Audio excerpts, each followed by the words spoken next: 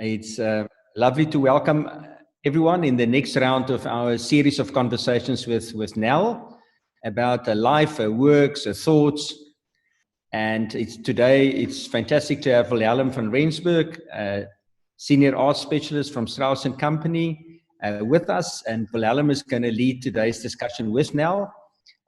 Suffice to say that Wilhelm has followed Nell's career over many decades, I'd say, Wilhelm. And is a serious fan of your work, Nell. And yeah, so we look forward to this conversation this morning. Lizelle and I are going, unless Lizelle wants to say something, leave the two of you up to it. You know each other well anyway. And we look forward to listening and seeing what you have in mind. So I don't know if you want to add anything, Nell, and then we can hand over to Wilhelm. I understand you and him have discussed a few questions to run through in this session, so we very much look forward to hearing that.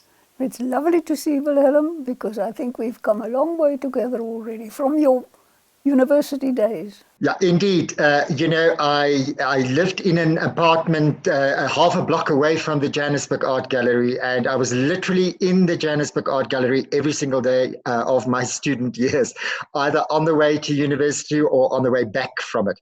So I have very fond memories of those 1970s days. Nell, today I want to talk to you about your professional life at the Johannesburg Art Gallery.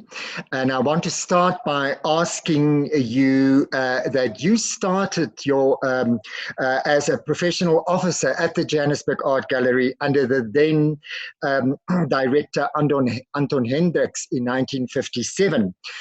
Why did you decide to become a museum professional and not a full-time professional artist, or were you both? And what did you learn from Anton Hendricks? I would want to know. You know, when I left Paris in 55, middle of 55, I wasn't going to stay in South Africa. My father sent me a ticket and a train ticket and a boat arrangements, everything done, because it was time I came and visited them.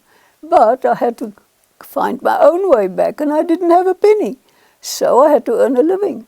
I started with the SABC just to earn something. And then my sister recommended, try the art gallery. And I did, and it took me a long time before Anton decided to take me on. But it was really worth it. So, you see, I landed in museology, and he was a good museological teacher. I landed there by wonderful chance, if you can call it that. Although I believe there's nothing that's chance. It all happens very planned in a certain way. And Anton Hendricks, what was he like as director? What did you learn from him? There was not a day that I didn't learn something. He was so knowledgeable and experienced in philosophy, in art history, in general history, in museology, all his tours, all his studies also in America, and the contacts he had. Every day there was something. By the way, when he asked me why did I want to come there, I told him I wanted to learn something, because I was thrilled and shocked when I walked in and saw my own teacher's works hanging on the walls in the modern section. And your teachers, you're referring to the famous BITS group, or who were your teachers? Who were your fellow students there? No, I'm talking about my teachers in Paris, because now I've just come back from Paris, you see. And I was still very enthusiastic about them all, and I still am. But Anton was a very, very, very strict, very demanding person. But I liked that, because his demands were in the same direction that I was interested in. And when you mentioned Paris twice now, so when you were overseas, 1953 to 1955, what museums made the best impression on you, in Paris, in London, and everywhere else? In London and in Paris, those two major museums, the National Gallery and the Louvre, they are inexhaustible. So I found my way automatically there every time. But then, of course, in Paris, there were so many galleries and exhibitions to visit. And in Paris, it was the Louvre, right from the sculpture of the Assyrians, right up to, well, all the paintings of the 18th century. And the Musée d'Art Moderne was then in the Palais de Chaillot, there close to the Eiffel Tower. And that was a place I kept visiting because it had Cézanne and those people that one wanted to see. But besides that, the Musée Guimet in Paris was a wonderful place too. It had all the Oriental art, drawings, paintings, ceramics and such things. And I usually found my way to those things. And my friends, my two who helped me all along, we were together working. They all wanted to go there, and so it was wonderful. And back in South Africa, you walked into the famous Edwin Lutyens building. That is the Johannesburg Art Gallery. What is the allure of that wonderful building? What makes it so special in Johannesburg? That building has a history of its own. It's been through so many phases and ideas and ideals and shortcomings. It's a bit of history in itself. Lady Phillips wanted Lutyens. Okay, Lutyens came, he did his things. Lady Phillips wanted it to be a copy of not Hampton Court, which is it? Anyway, it was a brick building, one of the British houses, museums. It was a brick building with sandstone corners. But Lady Phillips never achieved that because there was a city councillor who had a sandstone quarry, with the result that Lady Phillips's big museum was never finished. And that shortage of space went right through until now. So we could never employ staff, not that the city council would have allowed us, because I'd begged for that often, but there was no space either. You see, that building is in the wrong position too. Anton Hendricks fought for it not to be the gallery for the future collections, because the trains pass, it rattles. The building is too small. How do you enlarge it? You can't use any of the park. You must go across the railway line. It's costly, and then the rattling trains are still there. So he started for the buying of land to build a new museum, and he managed. We had a beautiful stand on the ridge there, very close to the big hospital. But then we realized it was not very big because the Pieter Roos Park became available. And that would have been wonderful to have the museum in this big park, well situated in the educational belt. And so that was sold, and we planned for the Pieter Roos Park. But the building wasn't sold immediately. I'm sorry, I don't mean the building. I mean the land there close to the hospital. It was still there, but the plans were now going to be for Pieter Roos Park. So when you then became acting director in 1964 and full-time director in 1966, you basically inherited two major collections. You mentioned Lady Florence Phillips, and she, of course, together with Sir Hugh Lane, put together a wonderful, famous, in fact, world-famous collection of Impressionist and post-Impressionist British and French art. And then I think the other big collection you inherited was the Dutch 17th century collections. How did you go around? How did you work with those things you inherited, so to speak? The Dutch 18th, no, what was the 18th? The 17th century, Dutch 17th century collection. That was really the Houthakker collection. That is what Anton got from Houthakker. But the French part, you know, there was one Monet, one Sisley, and so forth. It was lovely to have. And on that, when the Curator collection, known then locally in Johannesburg as the Hague collection, because it came from Holland, you know, that was trying to get it out of Germany during the war. Then it was housed, it was on a long loan to the Johannesburg Art Gallery, and that made a beautiful show of that whole Impressionist school. But later on, it was removed and it was, I don't know what happened to it, but I then went on a trip to Europe once, and I got off the train at Cologne to see a few things, and there I saw those things, portraits of Renoir and other very wonderful things that I used to carry myself, because Anton wouldn't allow just anybody to carry those pictures. We had to be very careful. Of course, you know, you inherited those big collections, but you also had your own vision for the museum. What were your acquisition policy in the beginning, you know, when you took over the reins? You know, I didn't really have such a special vision. I followed on what had happened before and just building it out and trying to keep up in a contemporary way. That's really summarizes it. I forgot to mention that quality was one of the big things in Anton's approach, and I liked that also, so I tried for quality where possible. Yeah, so because, you know, your acquisition policy in terms of South African art, but also European art. Ah, yeah, now you mention something which most people never understood. You know, the Johannesburg Art Gallery started as a collection showing where, okay, the European section of the population came from. The National Gallery was showing South African art. It also had a British collection and so forth.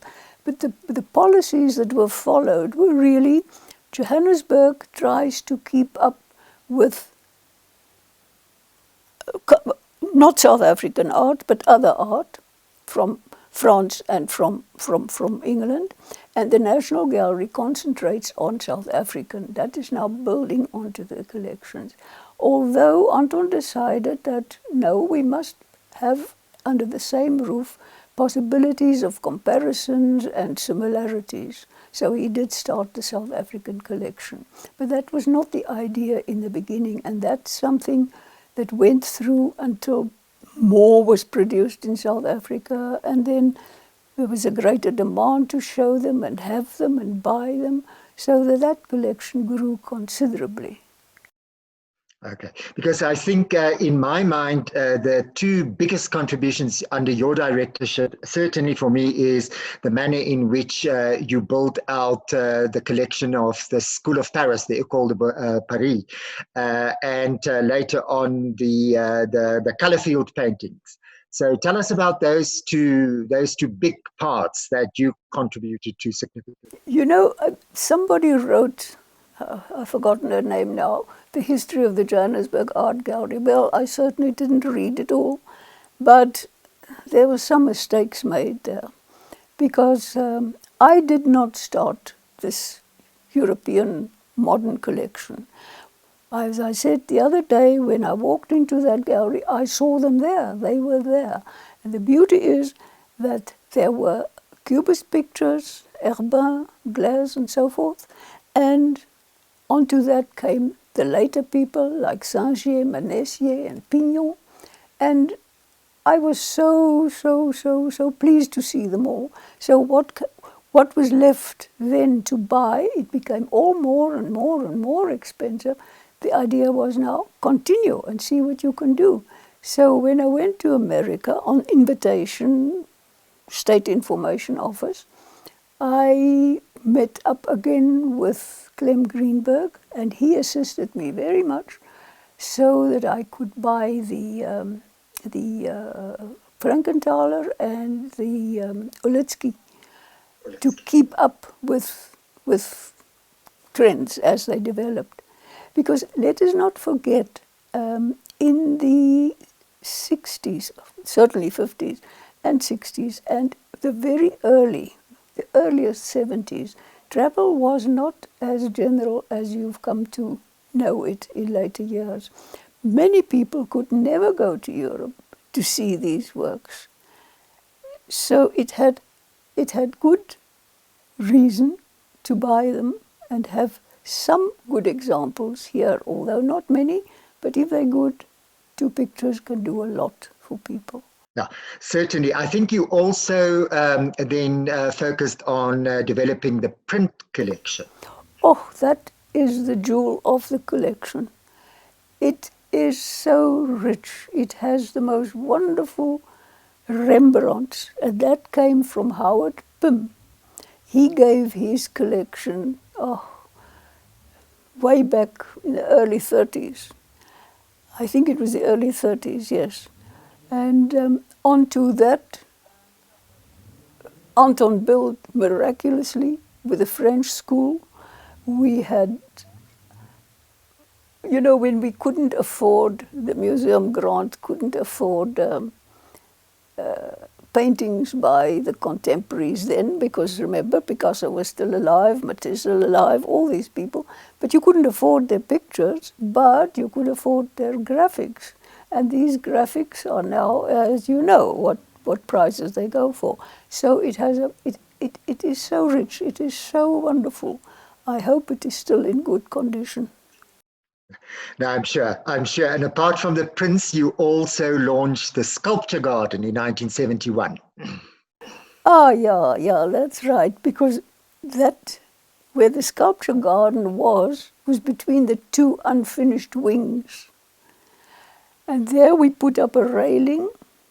By the way, there was a floral clock that would show you the time with a, I don't know, you may have seen it. But then we did away with the floral clock. The head of the Parks Department was very, very cross with us. But it did belong to us, the land. And that became the Sculpture Garden with access from the 2 wings. I think it worked very nicely. Few pieces, but we didn't need many more. Now, there's a wonderful picture of you installing one of the sculptures there, and I will pass it on to Jessie so that she can put it into the slideshow, because I think it is it's truly really wonderful. When those heavy things like suffer when she had to be moved, we were all nervous.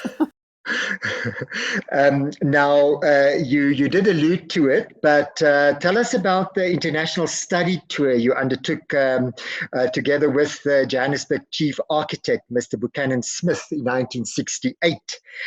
You visited museums in Europe, in Israel, in the US, and then the trip ended in Mexico. Tell us about that wonderful trip. It sounds magnificent.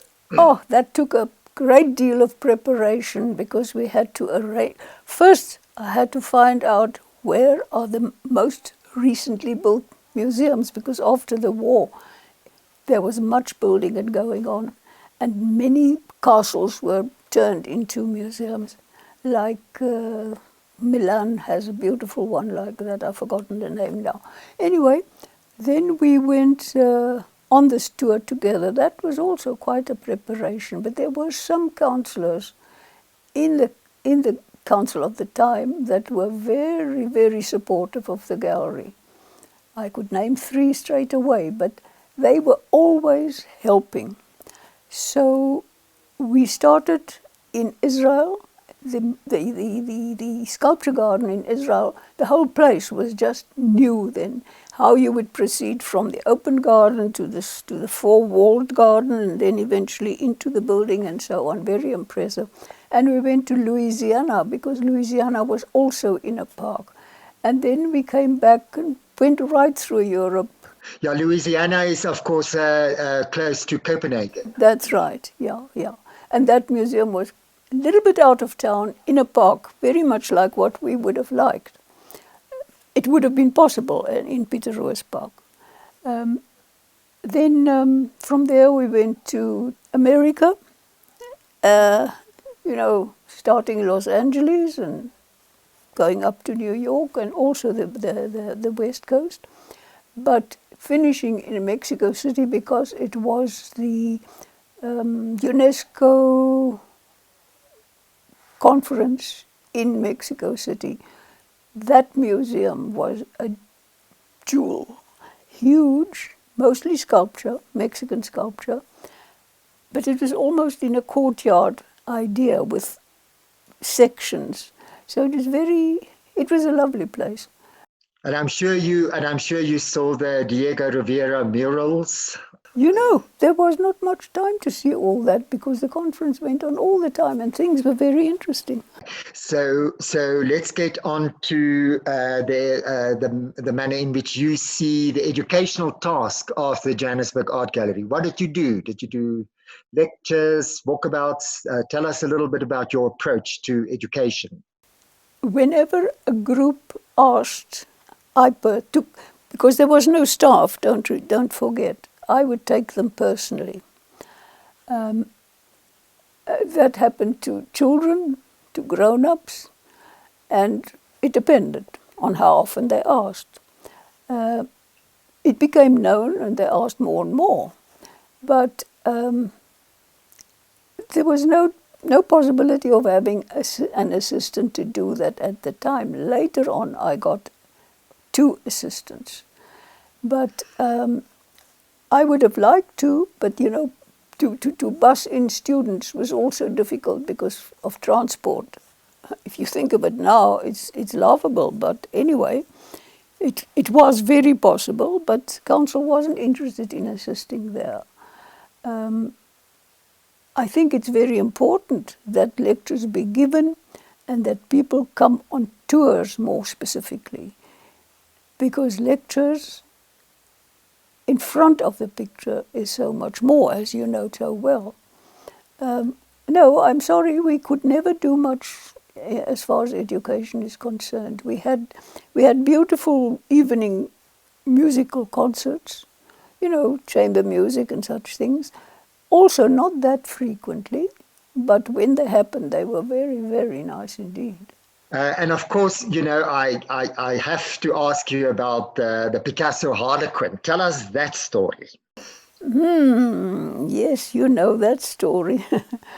Every morning arriving at the gallery, you think, what next?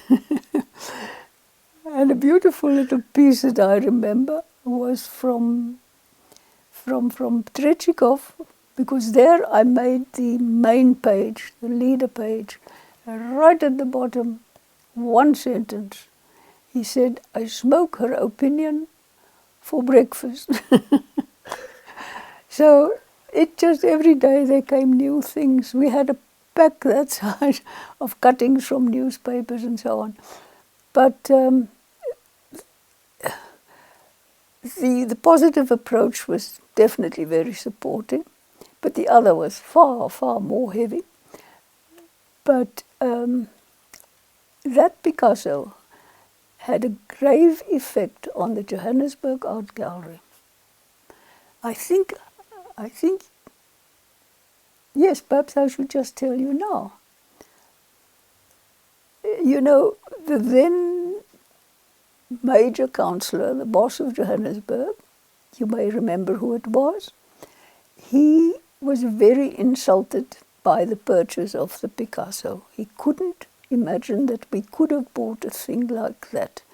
And that stayed with him until after my departure from the museum in 1977. If you want an interesting story, please speak to Christopher Till.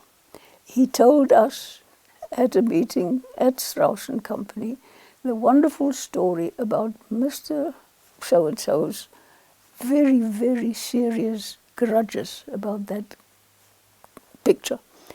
And that actually led to the piece being sold, the piece of land, the terrain for the new gallery, which was in between Peter Roos Park and the present gallery. That he sold that, and he was powerful. He saw to it that it was sold, The money didn't come to the art gallery. It went to the Afrikaner Museum. And yeah, that was it. And didn't he also then commission a sculpture? He did the miner with I think he swings an axe or something. Huge, yeah. And that is now just adjacent to the Eastgate shopping mall in Johannesburg. Exactly, as you go to the airport. Probably out of sheer spite, if you ask me. But let's leave it at that.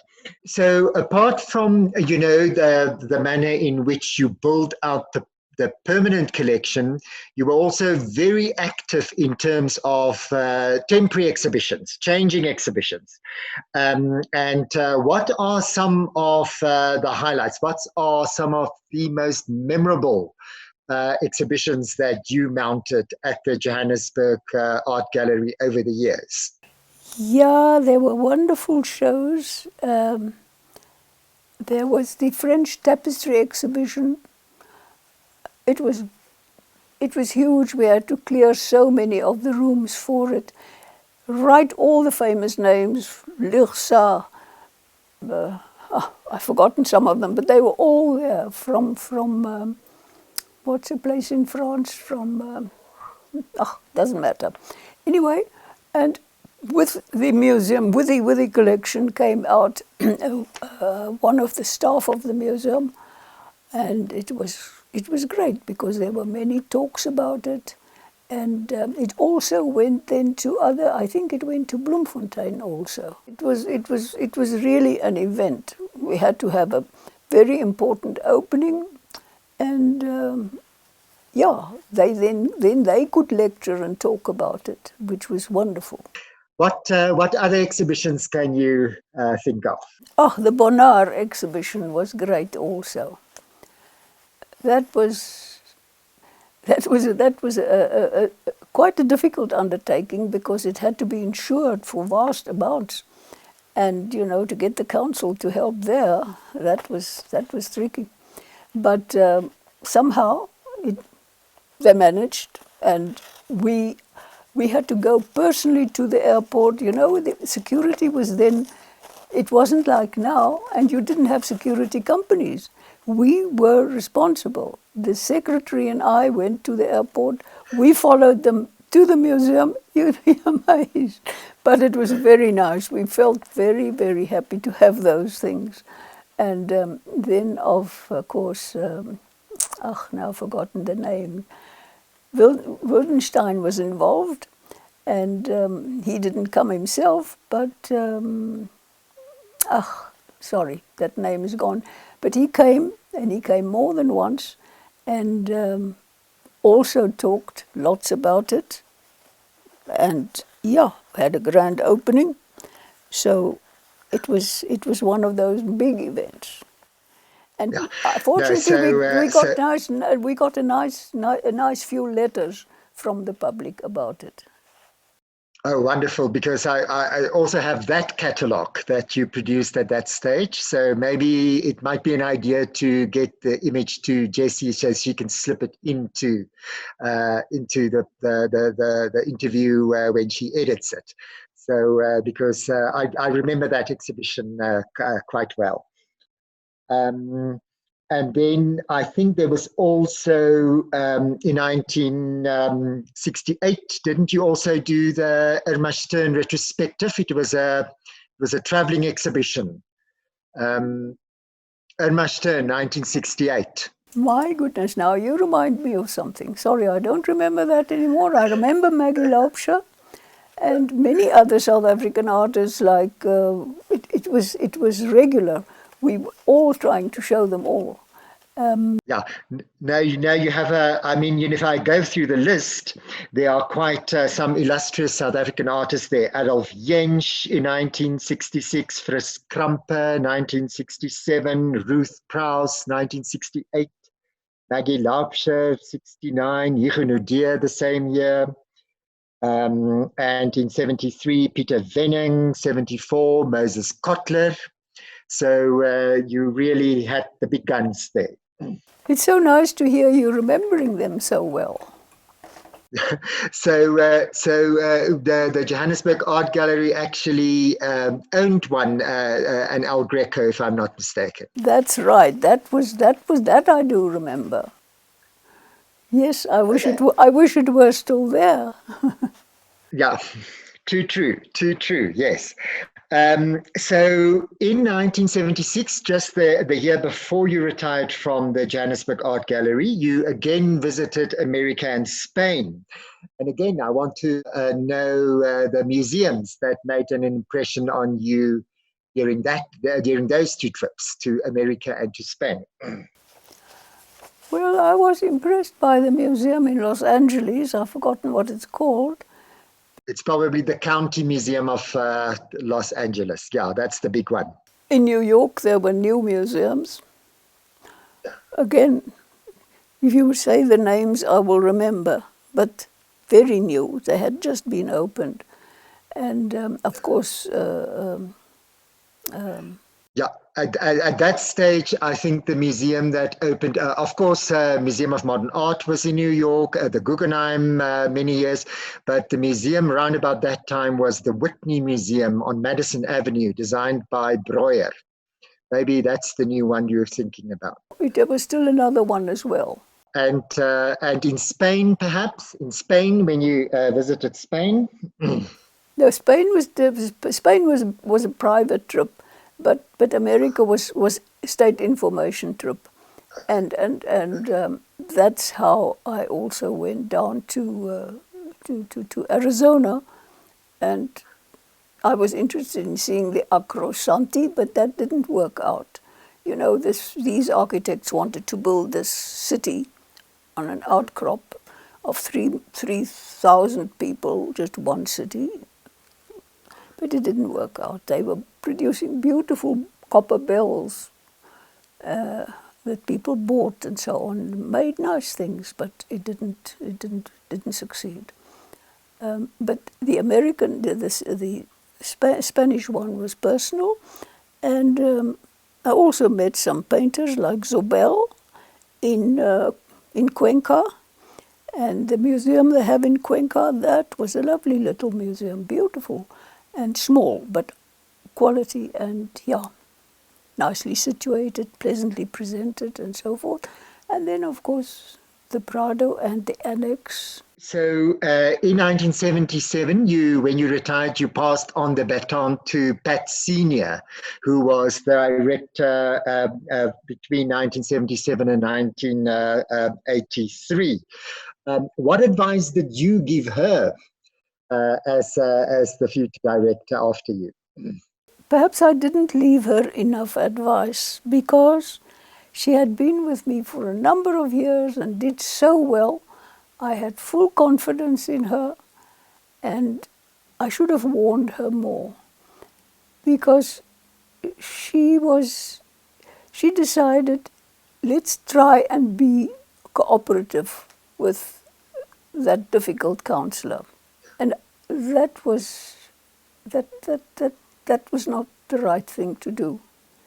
He just used that opportunity to become more powerful. You know, it's politicians, that is the problem.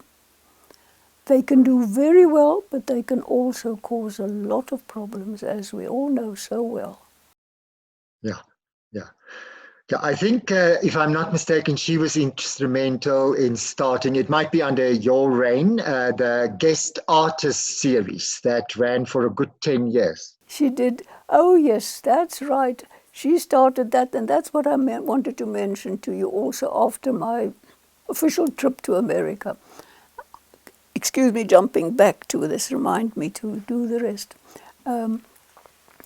I started the Friends of the Johannesburg Art Gallery because Dr. Thelma Gutsche was the great mover behind the Friends. She told me one day, she invited me to lunch, and she said, I'm inviting you to a very indecent occasion. I'm going to ask you to start the friends of the Johannesburg Art Gallery. Because I said to her, certainly fine, but we've got no space to house them or to be of much use to them. But certainly, how are you going to do it? And that's how it started. And by the way, I also joined the Friends of the Johannesburg Art Gallery at the time, and the annual subscription was R5. So, and we got beautiful annual reports, beautifully prepared. So I remember that quite well. But I wanted to ask you about the guest artist series of exhibitions. Yes, I think Pat did very well there. She really showed what was happening in Johannesburg at the time, because it was one after the other. She even invited me too. I think that was the only time, of course, I exhibited in the Johannesburg Art Gallery. Were you also one of the guest artists there? Yeah. Yeah, because I remember seeing exhibitions of Thys Nel, who died at the beginning of the year, Claude van Lingen, Noel Bissiker. They were all part of that series of exhibitions. Yes. Yeah. But she also went more, to the younger contemporaries, which was very nice.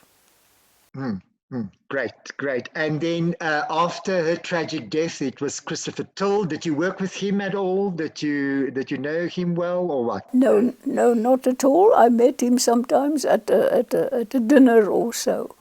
That was mainly it. Okay. And then if you have to say, where is the Johannesburg Art Gallery today? Oh, I cannot answer to that one. Whenever I went there in latter years, I came away so depressed that I don't visit it anymore. So I cannot tell you where it is at the moment. I've heard stories that are not very nice about the building that's even giving in, because that was the wrong approach too. But what could we do? I only hope that there is some future for the gallery, because it certainly did, and I'm sure it does still house very, very worthwhile things.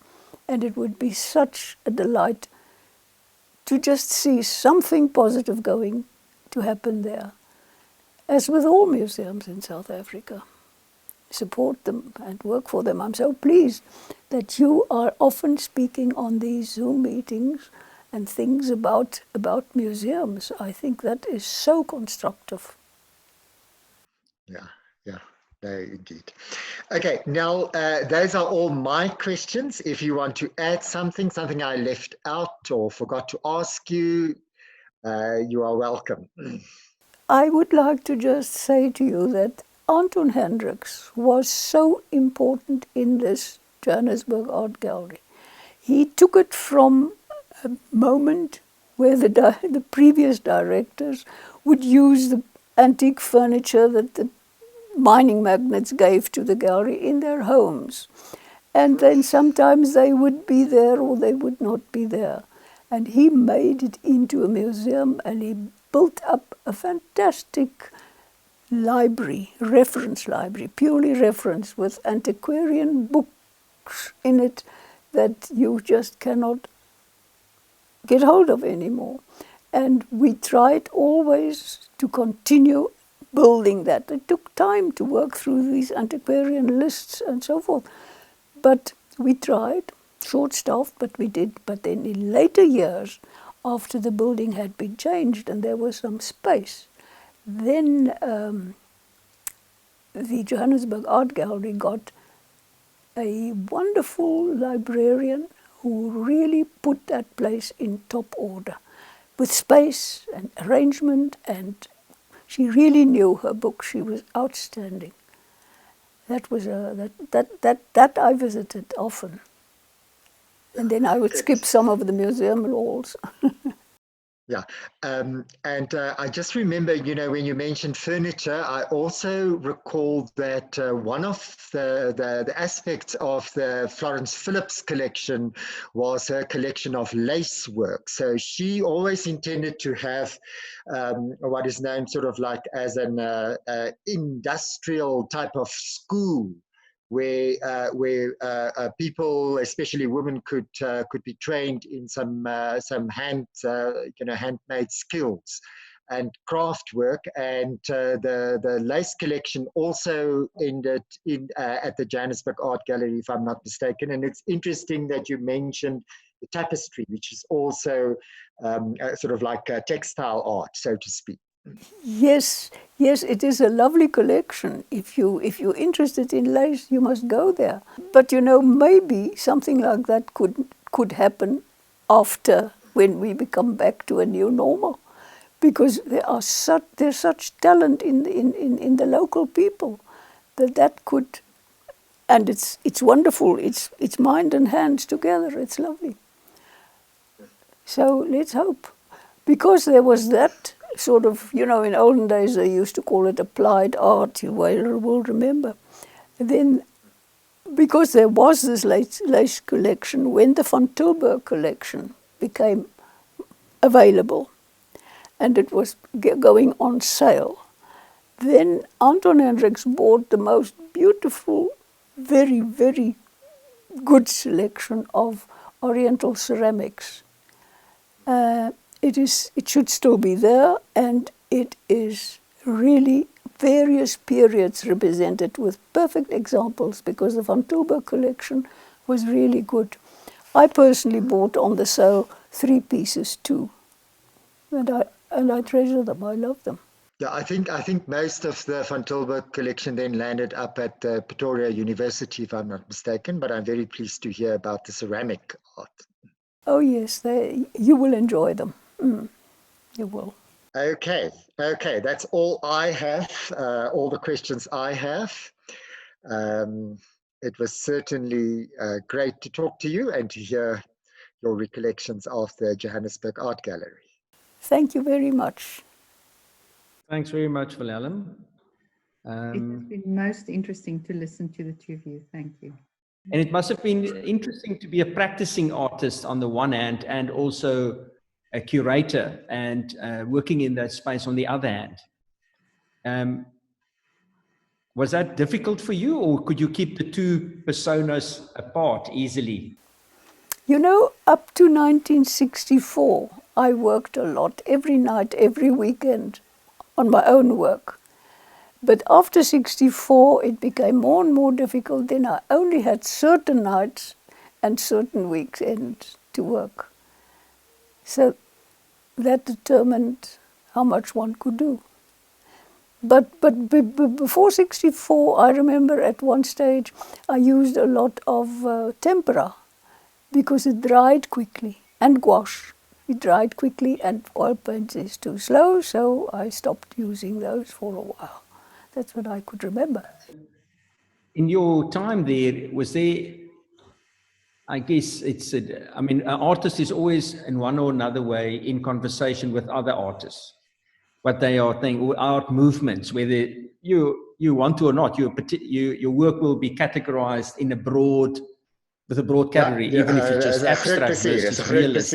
But do you think in those days, actually working in the gallery at that sort of thing, was there anything that happened that made you think that you should maybe change direction, or even go deeper in a particular direction? Or was that always sort of in your own mind, where you wanted to go as an artist, was separate from everything?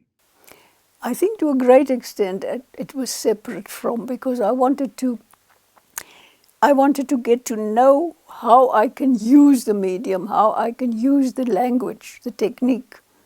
That was very basic, because I wanted something beyond the closed object. That closure and that isolation, that disturbed me highly. And I wanted to find, how can I get to the essence of the thing? And for that, I knew I had to learn more about the technical side. And not really technical, the language, the visual language. How can I use it? But then when certain emotional difficulties presented themselves, and one was just wanting to pour it out, then I would just go and paint. So the lamps arose, and so the crucifixions arose, the light crucified arose, and flight, and all these things. So it's really two things, you know. You pursue the one direction while you're doing the expressive things as well. It's self-expression of moments and things. Because I think it's obviously not just a intellectual pursuit. It's very much also a emotional and very personal pursuit to be an artist. I think they just knit into one another, yes. It would have been interesting to think of, maybe if you can remember, the question that Wilhelm asked about certain politicians' view of certain of your acquisitions, specifically the Harlequin. But in those sort of times, do you think you sometimes painted your frustrations of the job away, or was it never for you an outlet for those professional irritation? No, because I worked with such good things, you know. The goodness of the things compensated for the problems with certain people in certain moments. Yeah, that's how it worked. It makes me think of one day there was an exhibition of local young artists, say something like the Transvaal Art Society, and Anton was judging it with me. So at the end of the day, we were pretty tired because there are many things.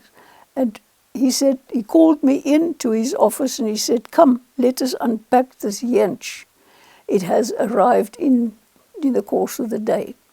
And when he opened the box and we took out the yench, it was so lovely. And he said, "You see how one good picture can wipe out many lesser pictures." So, you know, working with good things all the time compensate for a lot of more unpleasant things.